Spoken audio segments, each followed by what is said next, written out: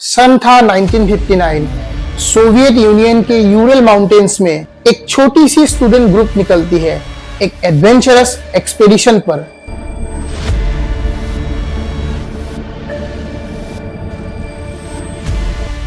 उस ग्रुप का लीडर था इगोर डायटलॉव। सिर्फ 23 साल का लड़का था। वो बहुत ही डिसिप्लिन और इंटेलिजेंट रेडियो इंजीनियरिंग स्टूडेंट था। उसके साथ थे उसके कॉलेज के 9 फ्रेंड्स। सबके सब एक्सपीरियंस ट्रेकर थे और सर्टिफाइड माउंटेनियर्स। और उनका प्लान था विंटर के बीच एक टफ रूट से ट्रैक करना और टोर्टेन माउंटेन तक पहुंचना।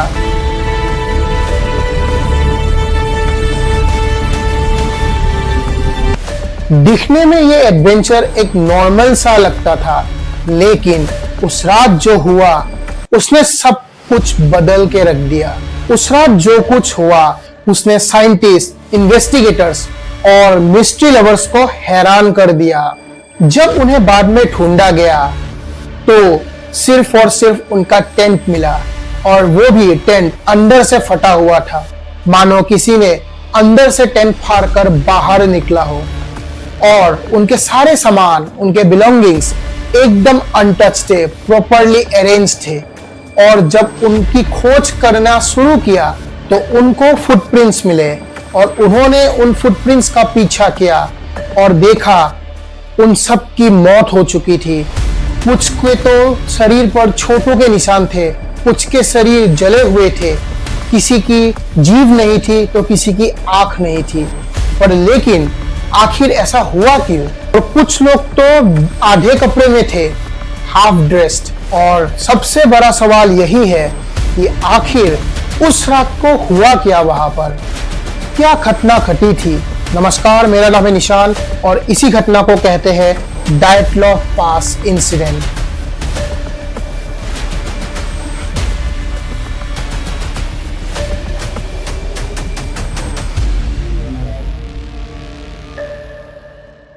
चलिए पहले उन हाइकर्स के बारे में जानते हैं। वो सारे हाइकर्स यूएल पॉलिटेक्निक इंस्टीट्यूट के स्टूडेंट्स थे।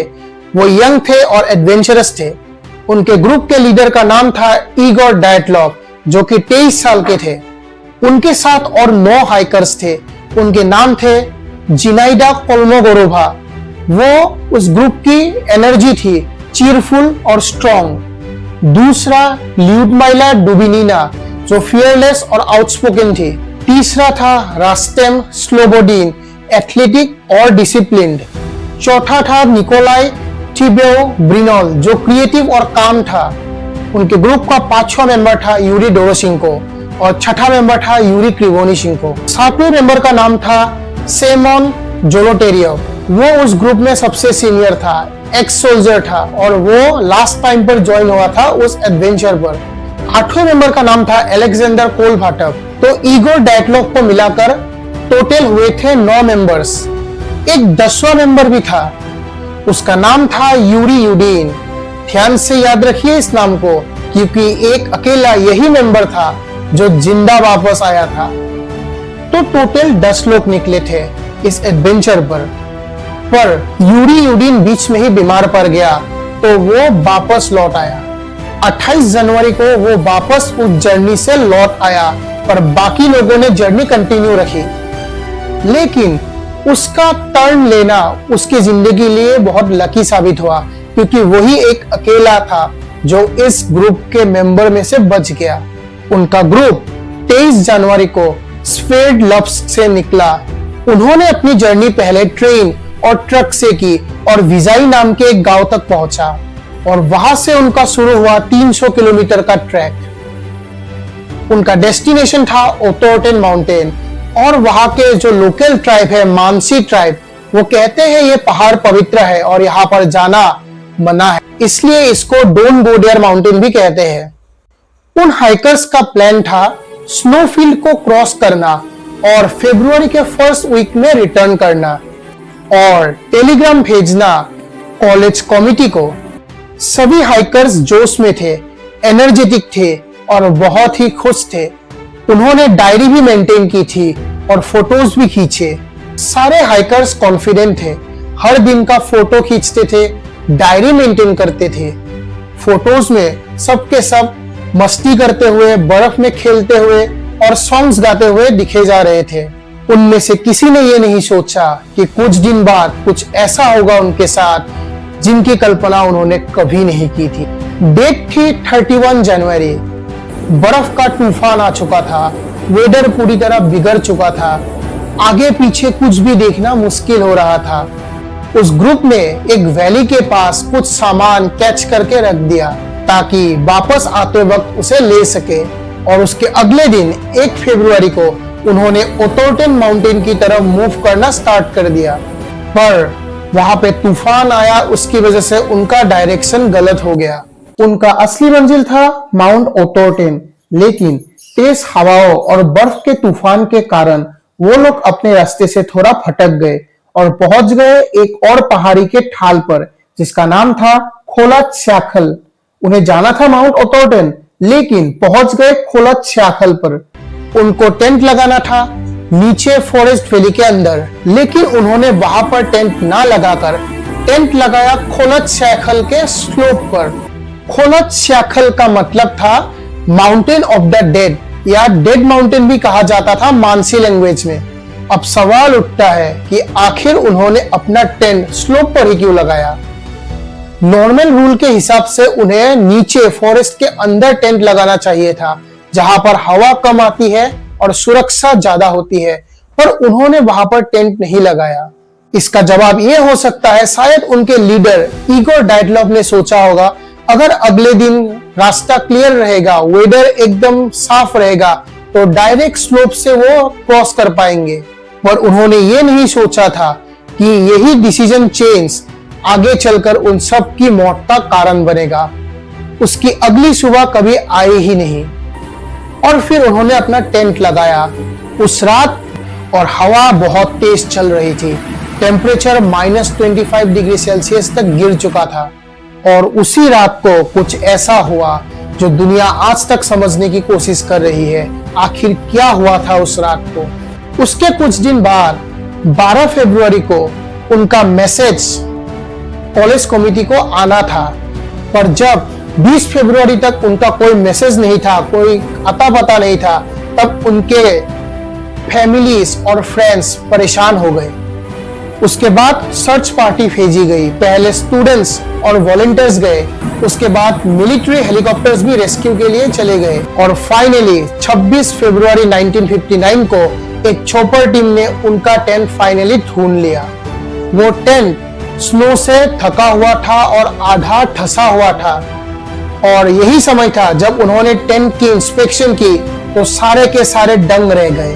उन्होंने देखा कि टेंट अंदर से कटा हुआ था, मानो ऐसा लग रहा था कि उन लोगों ने अंदर से टेंट को फाड़ कर बाहर निकलने की कोशिश की थी।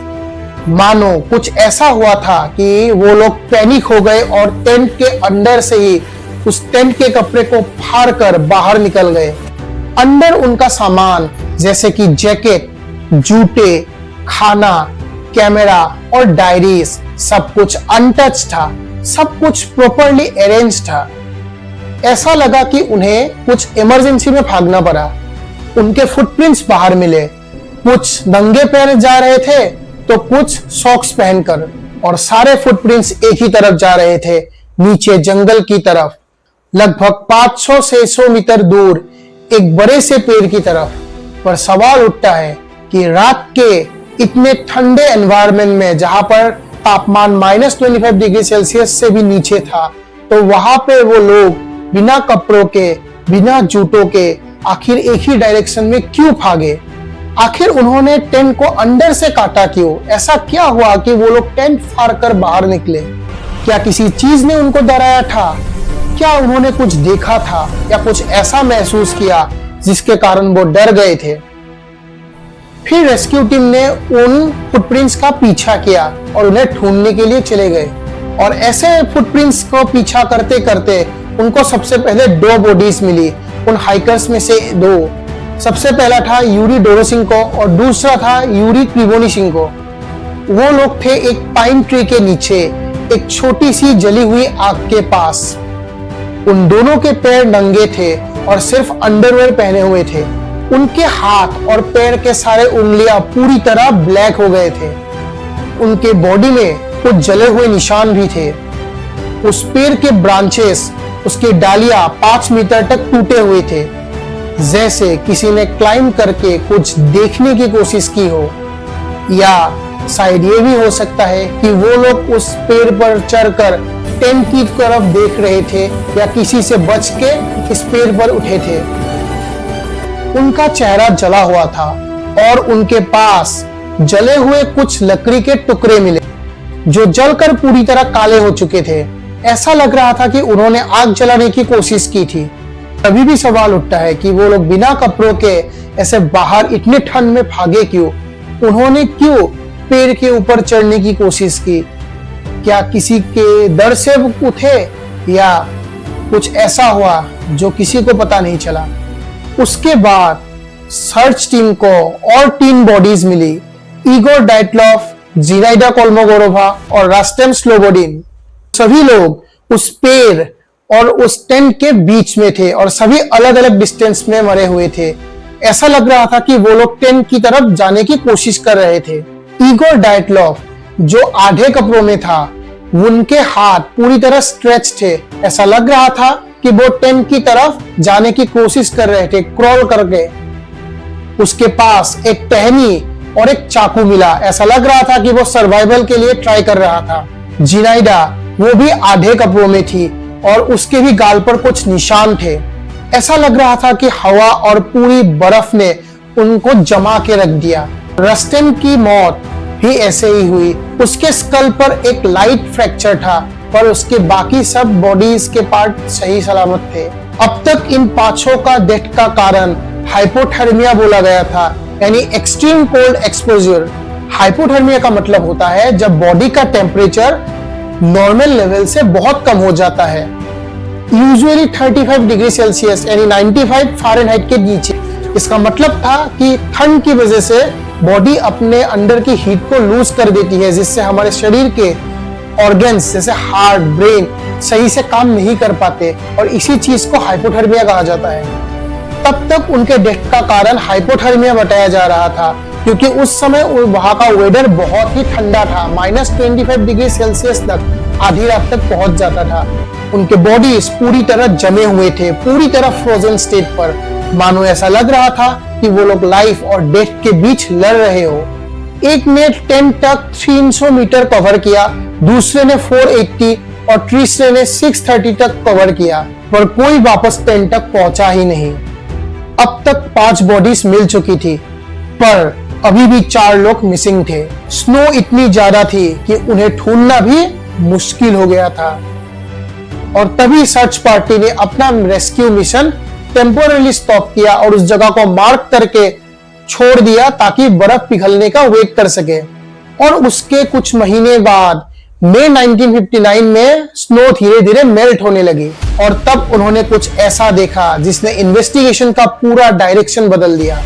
उन 4 की बॉडीज मिली एक छोटी सी घाटी में, लेकिन उनके शरीर पर कुछ ऐसे चोटों के निशान दिखे जो किसी इंसान के अटैक से नहीं, बल्कि ऐसा लग रहा था जैसे किसी कार क्रैश के फोर्स के बराबर किसी चीज से हो। किसी की अगर सीने की हड्डियां यानी चेस्ट का पूरा स्ट्रक्चर टूटा हुआ था, तो किसी के स्कल पर पूरी तरह फ्रैक्चर था, किसी की जीभ गायब थी तो किसी की आंखें। उन बॉडीज की कंडीशन बहुत खराब थी, पर सवाल अभी भी उठता है, क्या ये सिर्फ हाइपोथर्मिया से हुआ था या उस रात कुछ ऐसा भी हुआ था जिसकी कल्पना किसी ने भी नहीं की थी।